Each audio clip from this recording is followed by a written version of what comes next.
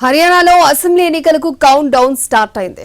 90 assembly స్థానాలకు రేపు polling జరగనుంది. 8వ తేదీన ఫలితాలు రానున్నాయి. ఇన్ని రోజులు కాళ్లకు బలపాలు కట్టుకుని తిరిగిన నేతలను ఆదరించేది ఎవరు? ఏ సామాజిక వర్గం ఈ ఎన్నికల్లో కీలకం కాబోతోంది? ఓ ప్రహసనం ముగిసిపోయింది. నిన్న సాయంత్రానికి ప్రచారానికి ఎండ్ కార్డు పడింది. చివరి రోజు వరకు అన్ని రాజకీయ పార్టీలు ప్రచారాన్ని హోరెత్తించాయి. జాతీయ స్థాయి నేతలు ర్యాలీల్లో పాల్గొన్నారు. హర్యానాలో మొత్తం 90 అసెంబ్లీ స్థానాలుండగా రేపు పోలింగ్ జరగనుంది. అక్టోబర్ 8న ఫలితాలు వెలువడతాయి. హ్యాట్రిక్ కొట్టాలని బీజేపీ పట్టుదలగా ఉంది.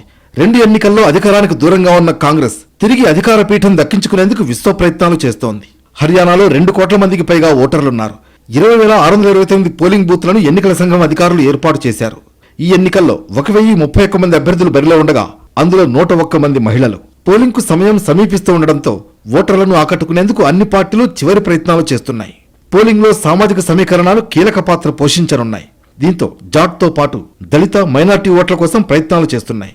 దీంతో ఎవరి మద్దతు ఎవరికి దక్కుతుంది, ఎవరికి అధికారం దక్కనుందనేది ఉత్కంఠ పెంచుతోంది.